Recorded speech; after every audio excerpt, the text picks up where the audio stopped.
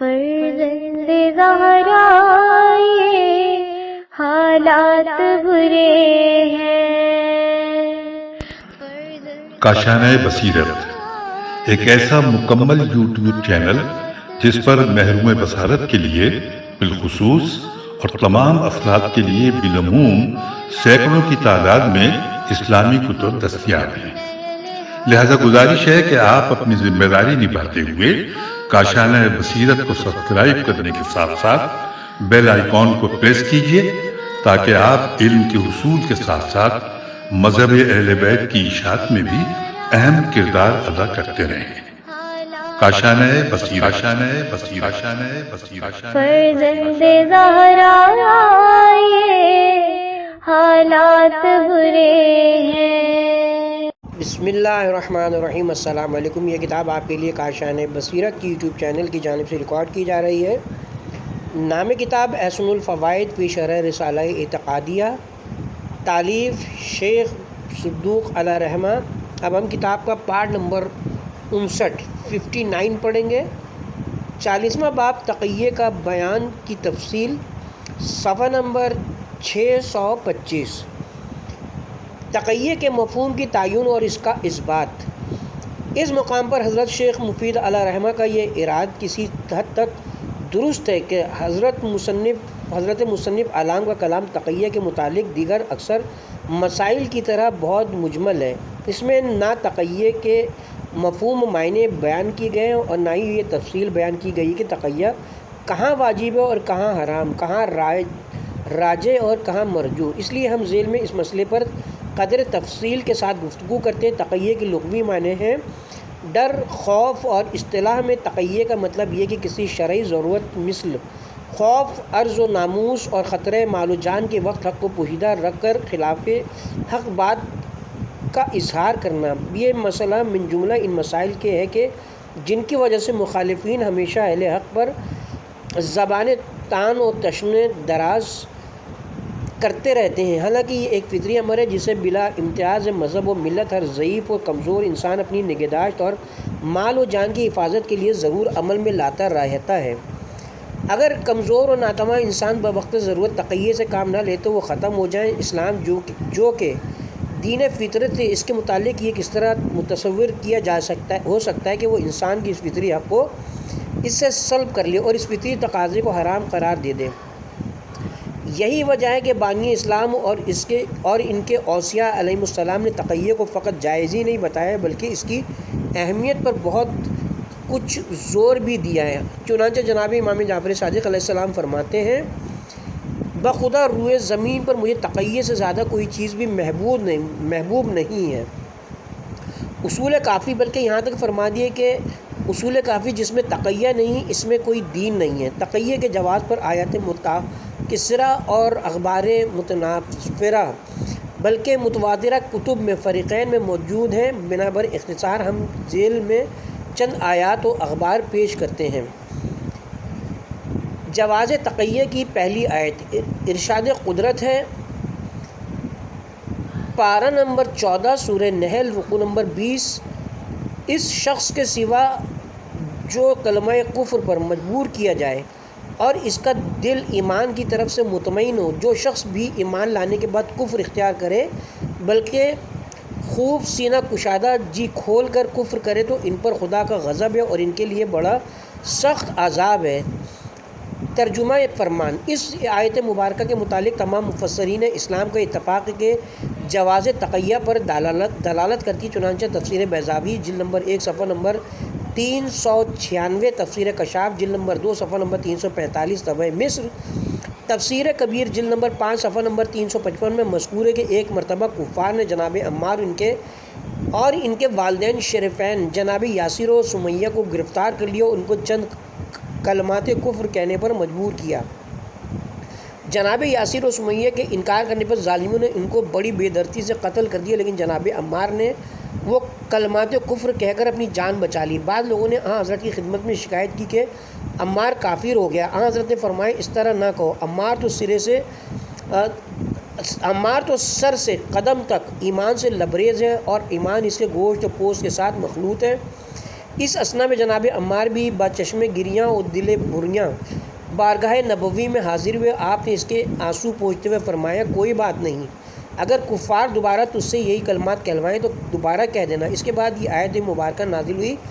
یہ آیت مبارکہ اندر ضرورت ایمان کو قلب میں پوشیدہ رکھ کر بظاہر کلمہ کفر کہنے کے جواز پر ایسی نص صریح ہے کہ کوئی کلمہ گوئے اسلام اس کا انکار نہیں کر سکتا۔ چنانچہ قاضی بیضاوی جلد نمبر 1 صفحہ نمبر 396 نے اس کے ذیل میں لکھ دیا ہے، یعنی یہ اقرا کے وقت کلمہ کفر کہنے کے جواز کی دلیل ہے، اور تفسیر جامع البیان عقیل اور معالم التنزیل میں بذیل ارشاد قدرت مجبوری کے وقت کلمہ کفر کہنے پر اجماع ہے۔ دلیل دوم، خداوند عالم ارشاد فرماتا ہے سورہ آل عمران پارہ نمبر 3 رکوع نمبر 11، مومنین کے لیے لازم ہے کہ مومنین کو چھوڑ کر کافروں کو اپنا دوست نہ بنائیں مگر جب کہ ان سے خوف و ڈر ہو۔ خدا تمہیں اپنی ذات سے ڈراتا ہے اور تمہاری بازگشت اسی کی طرف ہے۔ یہ آیت مبارکہ بطور نص صریح اس امر پر دلالت کرتی ہے کہ کفار کی دوستی حرام ہے۔ ہاں جب ان سے جان و مال کا خوف دامن گیر ہو تو پھر ان کی عداوت کو پوشیدہ رکھ کر بظاہر ان سے اظہار محبت اور میل جول رکھنا جائز ہے۔ یہاں بالکل واضح اور صریح لفظ مذکور ہیں۔ قرار سبا میں سے یعقوب نے اس لفظ تقیہ کو تقیہ پڑھا ہے۔ بیضاوی جلد نمبر 1 صفحہ نمبر 112، نیز قتادہ اور ابو رجا بھی اسے تقیہ ہی پڑھتے تھے۔ تفسیر در منشور جلد نمبر 2 صفحہ نمبر 164 اس آیت مبارکہ کے ذیل میں قاضی بیضاوی نے جلد نمبر 1 صفحہ نمبر 112 طبع مصر پر لکھا ہے، یعنی خداوند عالم نے تمام اوقات میں ظاہری و باطنی طور پر کفار کی دوستی کی ممانعت فرمائی ہے۔ ہاں جب ان سے خوف و جان یا مال ہو تو اس وقت ان سے اظہار محبت جائز ہے۔ اسی طرح تفسیر نیشاپوری جلد نمبر 3 صفحہ نمبر 170 مطبوعہ برحاشیہ تفسیر ابن جریر پر بھی حفظ جان و مال کے لیے تقیہ کو جائز بتلایا ہے۔ صحیح یہ ہے کہ جس طرح حفاظت جان کے لیے تقیہ جائز ہے اسی طرح حفاظت مال کے لیے بھی جائز ہے، کیونکہ حضرت صلی اللہ علیہ وسلم کا ارشاد ہے مسلمان کے مال کا احترام اس کے خون کی طرح ہے۔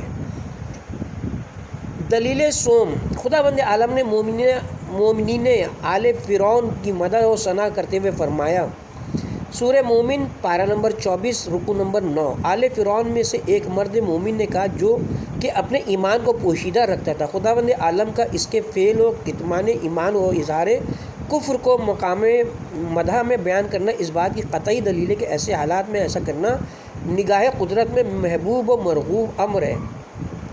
اگرچہ یہ شریعت موسوی کا واقعہ ہے مگر شریعت مصطفی میں اس کی دلیل نسخ کا نہ ہونا اس کے بقا و دوام کی بین دلیل ہے۔ دلیل چہارم، فضیلت تقیہ کی جن اخبار کی وجہ سے مخالفین ہم پر زبان اعتراض دراز کرتے ہیں ایسی روایات خود ان کی کتب میں موجود ہیں۔ چنانچہ کنز الاعمال جلد نمبر 2 صفحہ نمبر 22 پر مرقوم ہے، جو شخص عند ضرورت تقیہ نہیں کرتا وہ بالکل بے دین ہے، لہٰذا جو اعتراض ہم پر کیا جاتا ہے وہی خود ان حضرات پر بھی عائد ہوتا ہے۔ بخاری شریف جلد نمبر 2 صفحہ نمبر 1026 طبع دہلی پر تقات کی تفسیر تقیہ کے ساتھ کرنے کے بعد لکھا ہے، یعنی حسن بصری کہتے ہیں کہ تقیہ قیامت تک باقی ہے۔ دلیل پنجم، دوسروں پر بوجہ تقیہ کذب بیانی کا الزام لگانے والے اگر اپنی کتب حدیث و فقہ کا مطالعہ کریں تو انہیں معلوم ہوگا کہ ان کے مذہب میں عند ضرورت جھوٹ بولنا فقط جائز ہی نہیں بلکہ واجب لکھا ہے۔ چنانچہ علامہ نووی شرح مسلم جلد نمبر 2 صفحہ نمبر 366 پر لکھتے ہیں، یعنی فقہا کا اتفاق ہے اگر کسی شخص کے پاس کوئی شخص چھپا ہوا موجود ہو اور کوئی ظالم اسے قتل کرنے کی غرض سے وہاں پہنچ جائے، یا کسی شخص کی امانت کسی کے پاس پڑی ہو اور کوئی غاصب وہاں پہنچ کر اس سے سوال کرے کہ وہ انسان یا مال امانت کہاں ہے، تو جسے بھی حقیقت حال کا علم ہو اس پر واجب ہے کہ اسے مخفی رکھے اور اپنی لا علمی کا اظہار کرے، یہ جھوٹ جائز بلکہ واجب ہے۔ ان حقائق کی روشنی میں یہ بات اظہر من شمس ہو جاتی ہے کہ تقیہ اندل کل جائز ہے اور سب اس پر حامل بھی ہیں اور سب اس پر عامل بھی ہیں۔ اگر کچھ اختلاف ہے تو فقط اس کے نام میں، ہم اس کو تقیہ کہتے ہیں اور تنگ نظر مخالفین ہماری ضد میں اسے تقیہ کے بجائے کذب کہتے ہیں اور اسے نہ صرف جائز بلکہ واجب قرار دے رہے ہیں۔ حقیقت میں کوئی اختلاف نہیں ہے، چنانچہ بعض منصف مزاج علماء اہل سنت نے اس کی تصریح کی ہے۔ صاحب النساء الکافیہ صفحہ نمبر 190 طبع بمبئی پہ لکھتے ہیں، یعنی میں کہتا ہوں ہمارے علماء اہل سنت کا اس پر اتفاق کی ضرورت بلکہ کسی مصلحت کے وقت بھی جھوٹ بولنا جائز ہے اور یہی بینہی تقیہ ہے۔ ہاں البتہ اگر اسے لفظ تقیہ کے ساتھ تعبیر کیا جائے تو بہت سے علماء نے اس کی ممانعت کی ہے کیونکہ یہ تعبیر شیعوں کے ساتھ مختص ہے۔ بنابراین بظاہر یہ سب اختلاف لفظی ہے، واللہ علم۔ ان حقائق سے واضح ہو جاتا ہے کہ دونوں فریقوں میں بظاہر لفظی اختلاف ہے۔ ایک فریق اسے تقیہ کہتا ہے اور دوسرا اسے جواز الکذب عند الضرورت سے تعبیر کرتا ہے، ورنہ حقیقت میں کوئی اختلاف نہیں ہے۔ الحمدللہ تقیہ پر بعض عائد شدہ شکوک و شبہات کے جوابات۔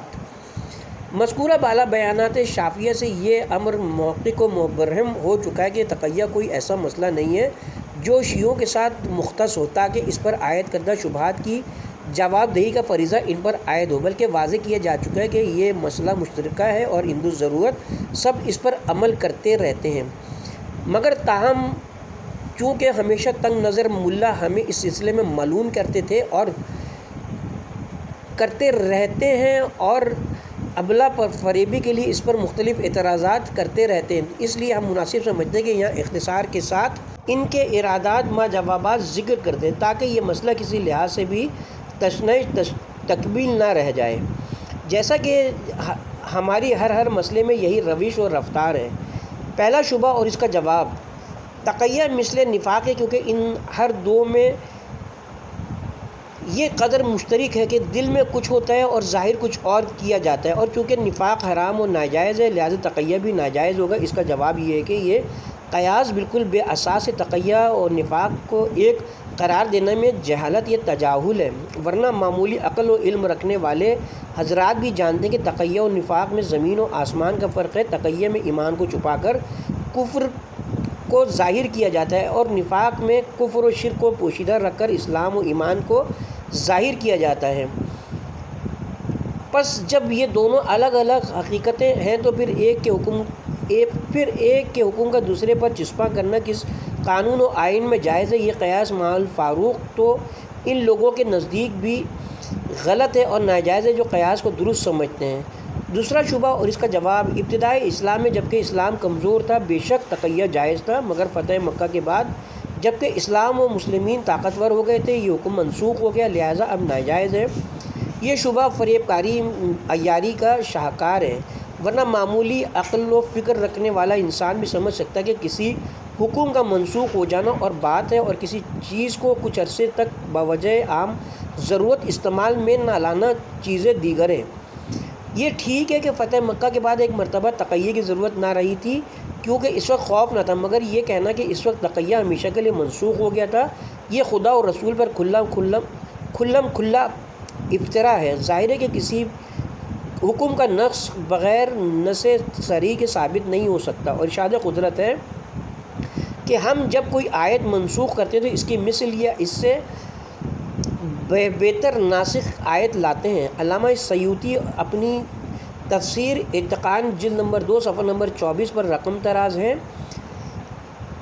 یعنی نسخ کے سلسلے میں جناب رسول خدا صلی اللہ علیہ وسلم یا ان کے کسی صحابی کی روایت صریح پر اعتماد کیا جا سکتا ہے جبکہ ناسخ آیت بھی موجود ہو، بلکہ یہاں تک تصریح کر دی ہے کہ نسخ کے بارے میں عوام مفسرین کا قول بلکہ ائمہ مجتہدین کا اجتہاد بھی کافی نہیں ہے جب تک کہ نقل صریح موجود نہ ہو۔ صفحہ نمبر 24۔ بنابراین ہم نے اس کے جواز کے دلائل قرآن و حدیث سے ذکر کر دیے ہیں۔ اگر مدعی نسخ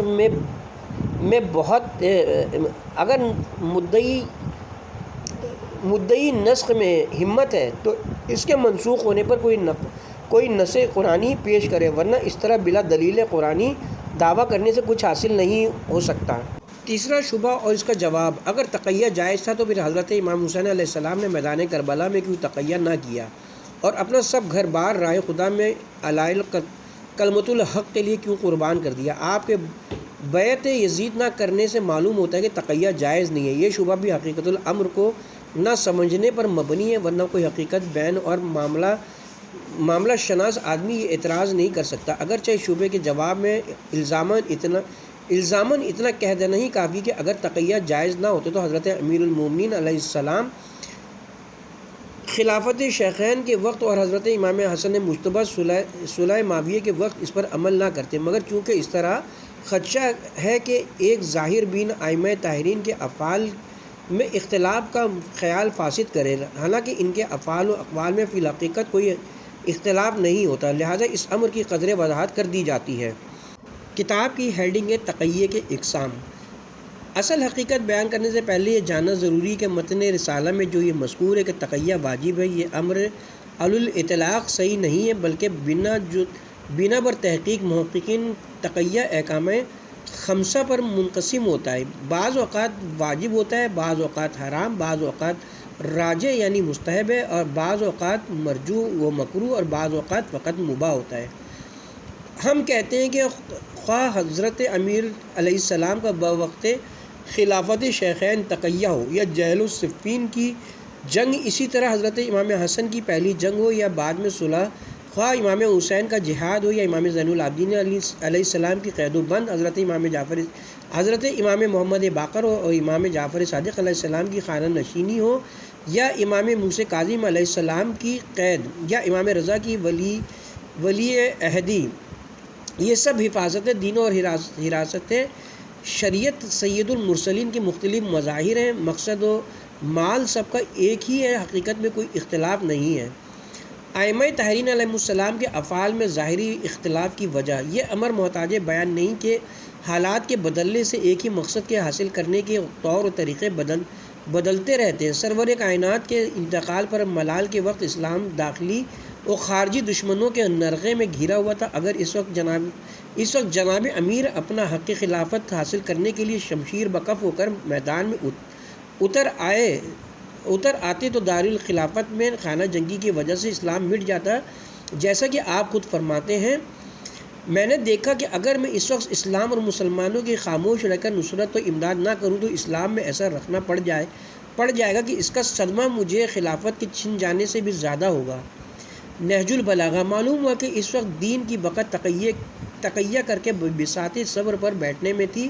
ہاں، جب ظاہری خلافت جناب کو مل گئی اور آپ کو اصلاح احوال کرنے کا موقع دستیاب ہو گیا اور بعض شرپسندوں نے راستے میں روڑے اٹکانے کی مذموم حرکت شروع کر دی، تو اس وقت دین کی فلاح و یہودی ایسے عناصر کی سرکوبی کرنے میں تھی، اس لیے جنگ جمل، صفین اور نہروان ظہور میں آئیں۔ اسی طرح جب حضرت امیر کی شہادت کے بعد حضرت امام حسن مسند خلافت پر متمکن ہوئے تو امیر شام نے سازشوں کے جال بچھانے شروع کر دی اور اپنی ریشہ دوانیاں تیز سے تیز تر کر دیں، اور امام علی مقام نے اس کو درمیان سے ہٹانے کے لیے ظاہری کوششیں کی، مگر اس نے بڑے بڑے لطائف الحیل سے آپ کے فوجی جرنیلوں کو ورغلا کر اپنے ساتھ ملا لیا، حتیٰ کہ نوبت بائیں جا رسید کہ عین حالت نماز میں جناب پر حملہ کر دیا گیا اور جناب کے خیمے میں جو کچھ مال و اسباب تھا، حتیٰ کہ وہ سجادہ جس پر آپ نماز پڑھ لیتے، لوٹ لیا گیا اور جناب کی ران مبارک زخمی کر دی گئی۔ اس کے باوجود امیر شام آپ کو حسب دلخواہ شرائط پر صلح کی پیشکش بھی کر رہا تھا۔ در یہ حالات جناب نے دین کی بقا اور اپنے نام لیواؤں کی فلاح اور مسلمانوں کی صلاح اسی امر میں دیکھی کہ تقیہ کر کے معاویہ سے صلح کر لیں۔ یہ امور تاریخ اسلام کے ایسے مسلمہ حقائق ہیں کہ کوئی شخص ان کی تکذیب نہیں کر سکتا۔ انہی حقائق کے پیش نظر منصف مزاج علماء اہل سنت یہ لکھنے پر مجبور ہو گئے کہ اللہ تعالیٰ اس بات پر گواہ ہے کہ ہمارے امام و شہزادے نے اپنی خوشی کے ساتھ یہ خلافت معاویہ کو نہیں دی، بلکہ مجبوری سے آپ نے دیکھا کہ میرے ساتھی لوگ در پردہ معاویہ سے سازش کرتے ہیں اور امیر معاویہ جنگ پر تلا ہوا ہے۔ آپ معاویہ کو ظالم و غاصب غاضب جانتے تھے اور ہرگز خلافت کا مستحق نہیں جانتے تھے۔ انوار لغیتیہ پارہ نمبر 16 صفحہ نمبر 19 از علامہ وحید الزماں مترجم صحاستہ۔ سرکار سید الشہداء کا معاملہ اپنے بزرگوں سے مختلف تھا، کتاب کی ہیڈنگ ہے یہ، مگر امام حسین علیہ السلام کی حالت ان سب سے جدا تھی۔ ان کے سابقہ بزرگوں کے وقت اگرچہ دین میں بہت کچھ تغیر و تبدل شروع ہو گیا تھا، مگر پھر بھی نماز، روزہ وغیرہ ظاہری احکام اسلام بہت حد تک بحال تھے اور ان پر عمل بھی ہو رہا تھا۔ لیکن جناب سید الشہداء کو جس شقی ازلی یعنی یزید عنید سے واسطہ پڑا تھا، وہ اعلانیہ شارب خمر اور تاریک الصلاۃ اور ناقل محارم اور شعار اسلام کی ہتک حرمت کرنے والا تھا۔ تاریخ الخلفاء سیوطی وغیرہ بلکہ کھلم کھلا طور پر اپنے کفر کا اظہار بائیں طور کرتا تھا، تذکرۃ خاص ائمہ وغیرہ، اس لیے وہ دین اسلام کو مٹانے کا تہیہ کر چکا تھا۔ ان حالات میں تو اہل سنت کے اصول کے مطابق بھی امام حسین کے لیے اعلامیہ کلمۃ الحق کی خاطر جہاد واجب تھا۔ شاہ ولی اللہ صاحب دہلوی لکھتے ہیں، جب کوئی خلیفہ ضروریات دین میں سے کسی چیز کا انکار کرنے کی وجہ سے کافر ہو جائے تو اس وقت اس سے جنگ کرنا جائز بلکہ واجب ہو جاتا ہے، اور یہ جنگ کرنا جہاد فی سبیل اللہ میں شمار ہوتا ہے۔ لہٰذا اگر اس وقت جناب سید الشہداء تقیہ پر عمل پیرا ہو جاتے تو دین اسلام مٹ جاتا اور ان کے جد نامدار، پدر عالی مقدار اور برادر بزرگوار بلکہ 1,24,000 انبیاء خالق کردگار کی سایہ جمیلہ اور جہود جلیلہ پر پانی پھر جاتا۔ ایسے حالات میں تقیہ کا واجب ہونا تو درکنار جائز بھی نہیں بلکہ حرام ہے۔ لہٰذا جناب امام حسین علیہ السلام کس طرح تقیہ کر سکتے تھے؟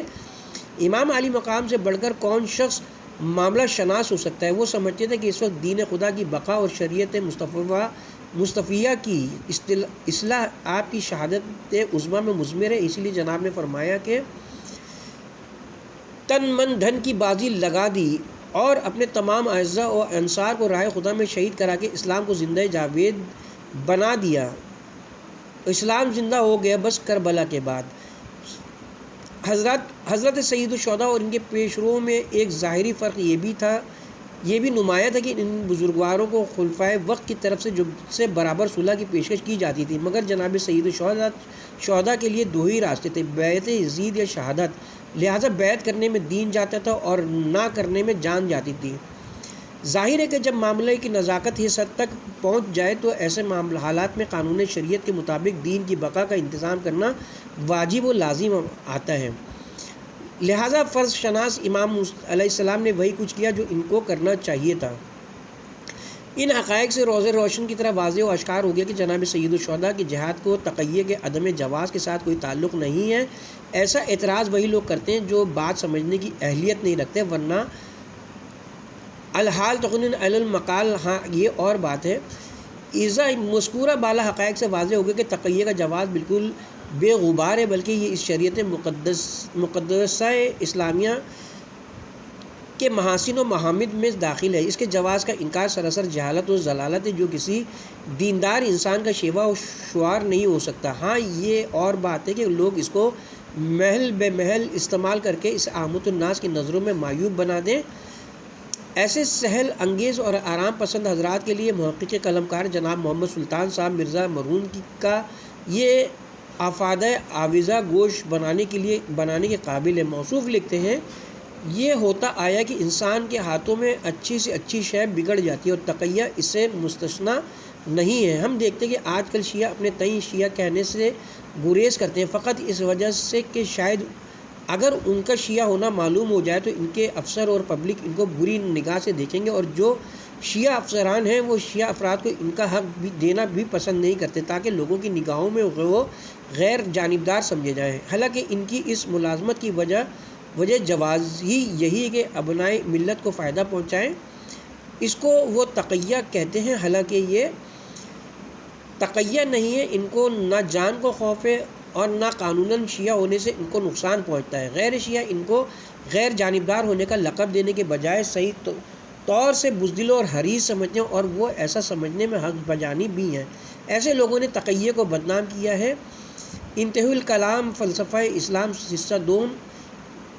معلوم ہوتا ہے کہ یہ حضرات یہ حقیقت فراموش کر چکے ہیں، حوادث کے طوفان سے دامن بچانا علی کے غلاموں کی عادت نہیں ہے۔ باقی جن امور کا مصنف اعلام نے اس باب میں اجمالی تذکرہ کیا، اس پر سیر حاصل تبصرہ دیکھنے کے لیے ہمارے رسالہ اصلاح المجالس والمحافل یا مقدمہ سعادت الدارین کی طرف رجوع کیا جائے۔ اس کے ساتھ ہی یہاں پر 40واں باب اپنے اختتام کو پہنچتا ہے اور صفحہ نمبر 637 آغاز ہوتا ہے 41واں باب اولاد علی کے متعلق اعتقاد۔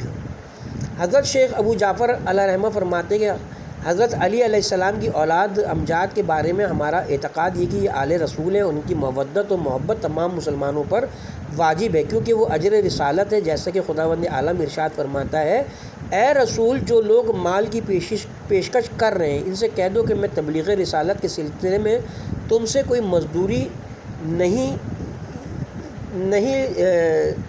چاہتا، سوائے اس کے کہ میرے کوئی مزدوری نہیں مانگتا سوائے اس کے کہ میرے قرابت داروں سے محبت کرو۔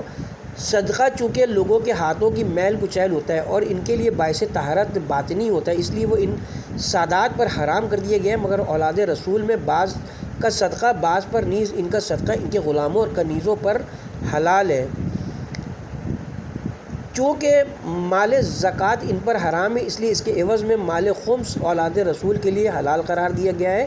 سادات کے بارے میں ہمارا یہ بھی اعتقاد ہے کہ جو شخص ان میں سے بدعمل ہوگا اس کو بنسبت غیر سادات کے دگنا عذاب ہوگا، اور ان میں سے جو نیکوکار ہوگا اسے دگنا ثواب ملے گا۔